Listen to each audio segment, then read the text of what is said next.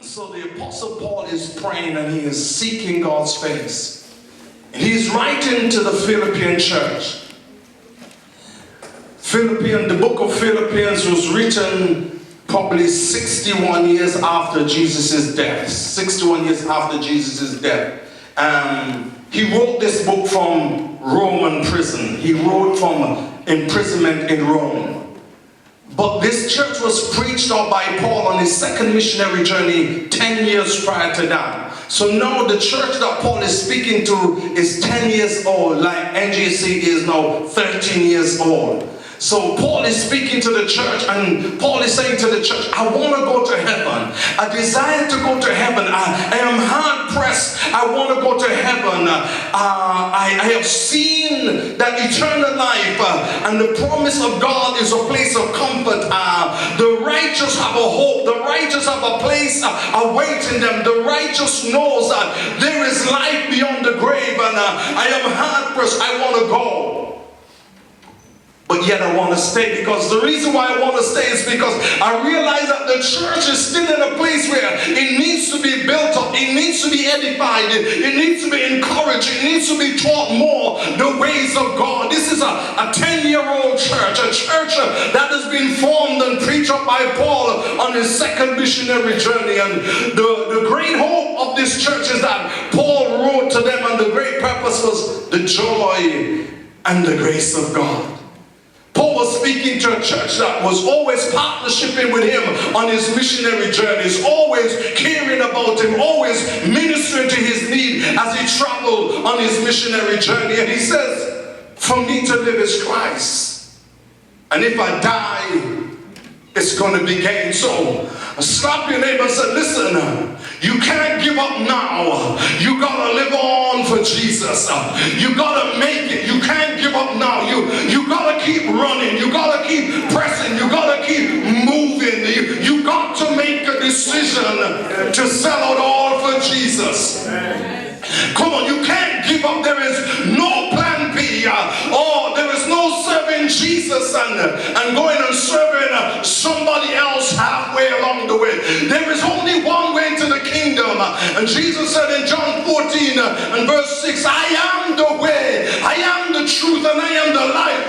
And no one can come to God the Father but by me. If you want to make it to heaven, you can't govern yourself and make it to heaven. You must die that you may live. The Bible says, except a grain of wheat fall into the ground and die, it abides alone. But if it dies, it shall bring forth more fruit. Jesus had to die so that you could be sitting here today. You have to die so that God's plan and God's purpose for your life can be birthed in you, can come forth in you. For me to live is Christ. When I wake up in the morning, it's got to be Jesus on my mind. When I'm standing in the queue at the supermarket, it's got to be Jesus on my mind. When somebody cuts me up in the traffic, I can't jump into the flesh wheel and tell them what I think, because for me to live is Christ. Come on, somebody, you're listening to me. When that person get on your last nerves and you're about to give them a mouthful of what you think about them and what should happen to them, for to me to live is Christ. For me to live is Christ. Come on, dear. Can only live God's way. Can't exchange it. I can't say, you know, that's how I am. I was saying to the Bible study on Wednesday, I've had some people tell me that, well, what you see is what you get. This is me. I'm not pretending. I'm not like some people that's going to pretend. My question simply is this. That's who you are. But is that who God called you to be? For Romans 8 and 29 says, for whom God predestined, he foreknew. And whom he foreknew, he has called. Whom he called, he justified. Whom he justified, he glorified. That we might be conformed to the image of his Son. For me to live is Christ. There is only one way. One-way traffic, that's the topic of my message. One-way traffic. Come on somebody, there is no reverse, there is no U-turn, there is only one-way traffic.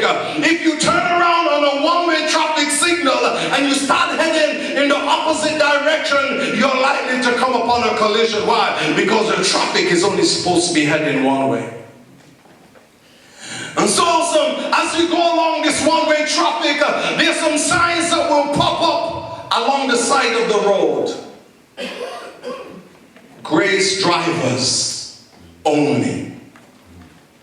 Grace drivers only. Touch somebody and say, grace drivers only. Grace means unmerited favor drivers only. Oh, you're not on this one-way traffic because you earn it, because you deserve it, but it's grace drivers only. Oh, when somebody has done upset you and you feel aggrieved because of what they've said or done, remember, grace drivers only. And you travel another 20 miles along that one-way traffic road and another sign pops up and forgiven drivers only. The people that have been forgiven by God and are prepared to forgive others as they travel along the road, because the Master said, except you forgive your brother, you will in no wise get forgiveness from me. Forgiveness is not an option. It's one of those pop-up signs on the one-way spiritual traffic. You need to forgive. If you don't forgive, God won't forgive you. It's as simple as that. In fact, he says, if you're coming to me for forgiveness and you remember your brother has something against you, leave your gift on the altar and go and make it right, and then come and offer your gift.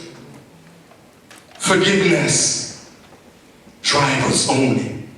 And as you go another 20 miles down the journey, the spiritual journey, you says, I'm becoming more mature. He says, if you are spiritual and you see your brother or your sister be overtaken with a fault, then you will restore such a one in the spirit of neatness. Galatians 6:1. So if you say you are spiritual, your duty is not to criticize. Your duty is not to condemn. Your duty is to restore. Come on somebody, the sign is popping up. Have you seen any of those signs? Or have you ignored those signs and just keep driving irrespective or regardless? There is only one way. There is no plan B. It's God's will. It's God's will. When you said yes to Jesus, you said yes to the will of God. That day you said yes. You made a decision not to live for yourself anymore. Not to please yourself anymore. And I know all the scriptures about coming short and having forgiveness, but that's not what the scripture is talking about. The scripture is talking about the will of man versus the will of God. Because sometimes we say we are following God and we are smack bang in the middle of God's will. But we have some brothers or sisters that we can't speak to. We have some brothers or sisters that we can't relate to. Come on somebody. That's part of the old nature. And it just takes a touch of grace to help you along the way. Come on. I've been on some journeys in my early years of driving. Oh God, thank God my daughters were young then. And they were strong Denise. Because there were some times, Sister Val, my battery wasn't working in the car. And I remember for almost 8 days solid, until payday, they had to be pushing me off the drive and had to be bump starting the car to get them to school and go to work. Come on somebody. Somebody on the road, you have not charged your battery and there is a lay-by saying, pull over, recharge and move again. Don't freewheel. You know what freewheeling is? I don't know if you come from the Caribbean or any drivers here come from the Caribbean. But there's some times in the Caribbean when you're low on petrol and you're driving. I remember we were going with this guy to look after, move his cows one day. And he was driving in this mini moke, this like an army jeep without any covering on the top. But he was very low on petrol. And he would put some gas in the car, and when they got to the top of the hill, he would turn the engine off, slam it in neutral, and let it freewheel as far as it would go. And as soon as it almost stopped, he put it back into gear and bump started again and drive on. And he kept doing this mile after mile after mile. It's dangerous, freewheeling. Because if you don't stop when the sign tells you to stop, and restore your spiritual energy, you will run out by the side of the road. Come on, somebody. There's only one way. There's no plan B. I can't go back. The club is not an option. Going back selling weed is not an option. Going back breaking houses is not an option. Going back to violence is not an option. Going back to gambling is not an option. Why? Because I've tried it all and it couldn't give me life. Come on, somebody. No plan B. God says, I know the plans that I have for you. I know. That word know comes from the Hebrew root word yada. It means I have full knowledge of your emotion, your will, your intellect, and every experience you've gone through. I knew you before you were born. I know you now, and I know everything about your future, because part of my being is because I'm omniscient, God. I know everything about you, and because I know about you, I have plans. The Hebrew word for plans is plans of plan. When we translate it into English, it said plans. But when you go back to the Hebrew, it says, I know the plans I have for you. I know the purposes of the purpose I have for you. So you have an overall plan. But within that, there are many different facets working to bring to pass that original plan. That's why God says to Jeremiah, before I knew you in the womb, I ordained you to be a prophet. My overall plan was for you to be a prophet. You will root up and pull down and destroy and throw down and build and plant. He didn't tell Jeremiah you were going to be put in a dungeon. That was part of the plans of the plan. He didn't tell Jeremiah sometimes you're going to eat bread and water for preaching my word. He didn't tell him that. Everybody thinks when they come to Jesus, everything's going to be all right. I'm going to be blessed. I'm going to be prosperous. Until the prayers of prosperity are not answered and they wake up to the sad reality that is what you put your hands to, God will bless. He won't bless what you don't put your hands to. Come on, somebody. If you lay in your bed all day and don't work, you will never have a paycheck at the end of the month. Come on, somebody. It's part of God's blessing. It's God's energy to work, ability to work, His plan. If you negate the plan of working, you will negate the plan of reaping a wage at the end of the month. It's part of His overall plan. His plan.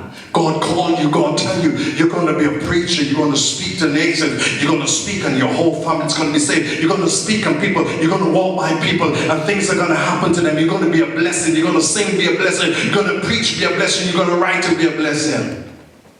But He didn't tell you that along the way, you're going to have some sleepless nights. You're going to have some trials that make you wonder if God ever spoke to you. You're going to walk on some paths and some journeys and you're going to question, am I really in the center of His will? Job was in the center of God's will. When I think about Job, I think about a man that ensued evil. God recommended him and said to Satan, have you considered Job? Come on. Devil, where are you coming from? Where you been, Satan? I've been walking up and down in the earth. What were you doing walking up and down in the earth? Bringing destruction. How do you know that, Pastor? Because Job said, the devil said to God, you have set a hedge of blessing around Job. If you take the blessing away, I'll start to destroy him and see if he will love you then. God says, okay, I will take the hedge of blessing away. Touch him now. Immediately, a storm hit his children's house. His children died. All of them died in one go. Bandits came and robbed his livestock, which was his business, in one go. One messenger after another, after another. And then in the end, his wife said to him, curse God and die. Look at you, Job. You're miserable. The people you used to counsel don't come to you for counsel no more. The people that you used to encourage are not there anymore. You used to be able to sit with the elders in the gates, but you can't go there anymore because your flesh is rotting and dropping off of you.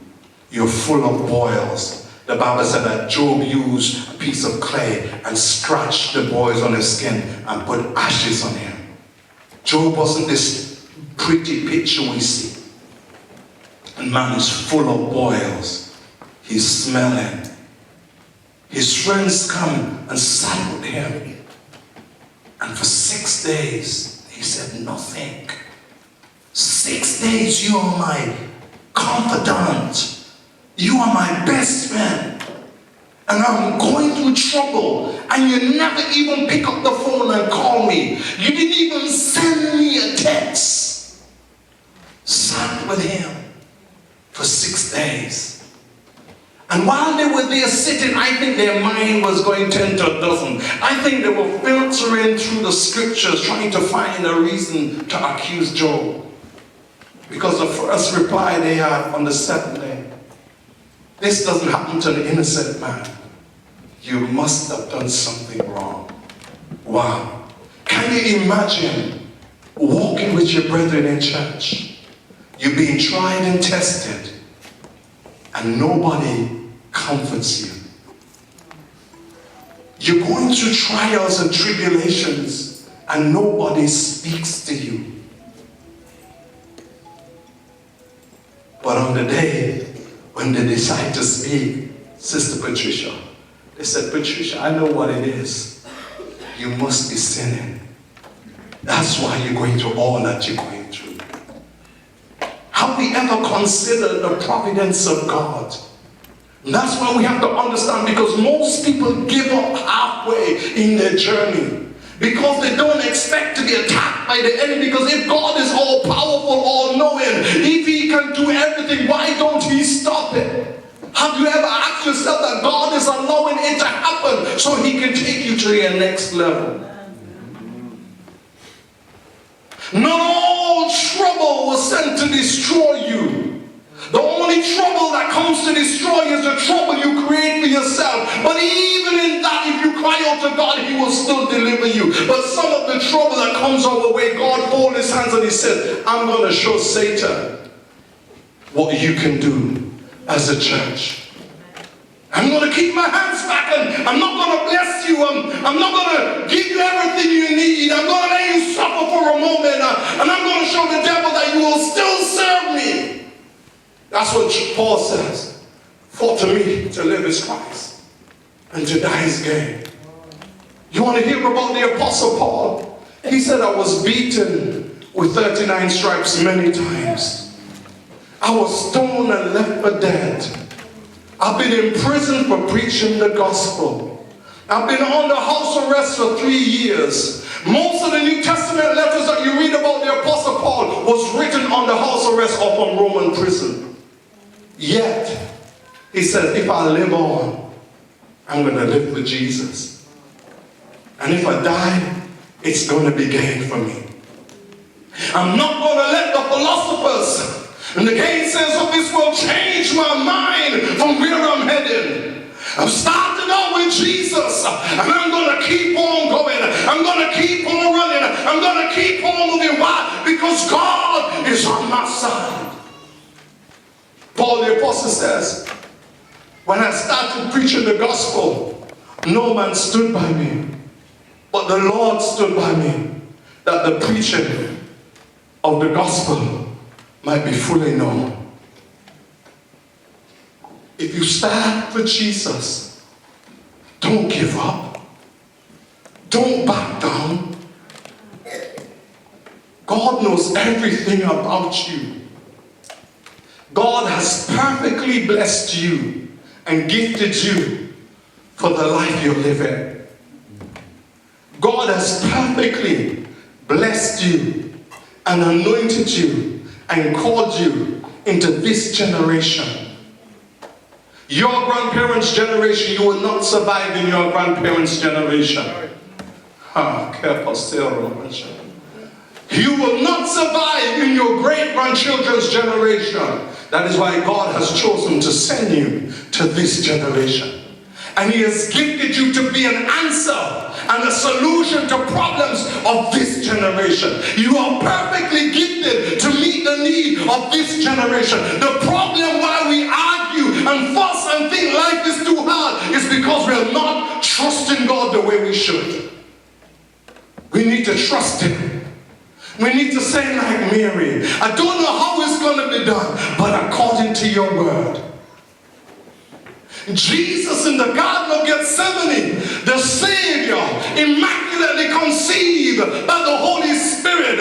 Jesus in His earthly body saw sorrow and pain and suffering in the garden and said, Father, if it is possible, let this cup pass.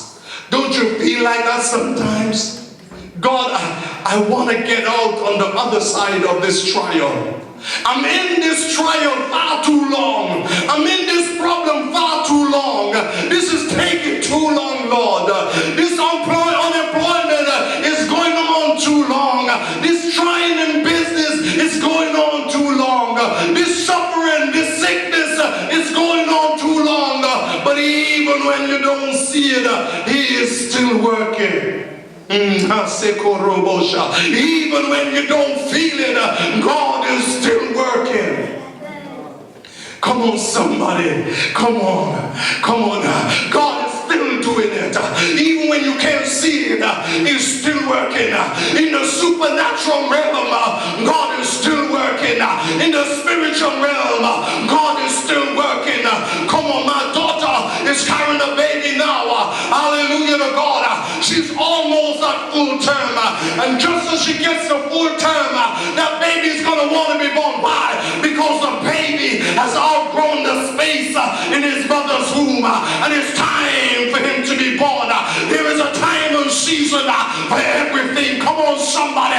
Your gestation is about to be over. Come on, hold on. Hold on, God. It's not going to let what He called you for die inside of you. It's time to rise up and believe God. Just pray that one more prayer. Just lift your hands and give Him that one more praise. Just love that person just one more time. Just give them just one more time. Just stand with them one more time. Just practice righteousness one more time. There is no plan B. No plan B. No plan B. Only God's will.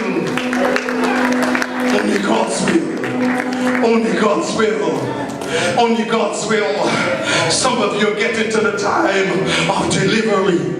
Some of you, your water is about to break and you're getting all excited because you think the purpose is about to be born and come forth in the world. But when a woman's water breaks, when she's going to give birth to a child, that's when the strong contractions come. Come on, somebody. That's when the labor pain comes. Come on, somebody. That's when women says, I'm never going down this road again. Oh, God. But as soon as the baby is born and the pain is past, they said, oh, isn't he cute? Isn't she cute? Let's try again. Come on, somebody. Why? For joy that a man-child is born. Come on, somebody, listen to me. Don't give up in the midst of your storm. Don't give up. Don't push too soon. You will damage your baby. Just wait until the appointed time. God knows what He is doing.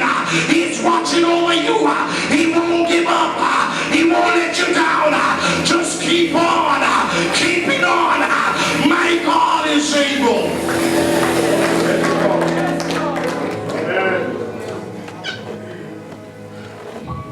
Hannah was barren for a long time. And year after year, she went up to the temple. That tells me that this been going on some time. But when Israel needed a prophet, Hannah's labor pain gave birth to the prophet Samuel, who became one of the greatest prophets of all Israel. The Bible said that Samuel's word reached all Israel. I want you to understand the magnitude of that, because some prophets only prophesy to certain vicinities. But this tells me that Samuel was a prophet of the nation. He was in a league all by himself. His influence reached the whole of the Israelite kingdom. Sometimes what you are carrying is far superior than anything you know or have ever known or will ever experience. Come on, somebody. Come on, somebody. I remember when Reverend Nathan was supposed to preach his first message, and I said to Reverend Sean, put him on the program. And she says, I don't know about that. I said, put him on the program. After his first message, he had us on our feet for almost 40 minutes. One day I heard her say, that's not my son. Yes, he is. But what she's saying is, what is on him, I don't recognize. When he's preaching, he comes from another realm. Are you understanding who you are in the spirit? What you carry spiritually is not from this planet. That's why Jesus said in John 3, the wind blows where it lists. No man can tell where it's coming from or where it's going. So are they that are born by the Spirit.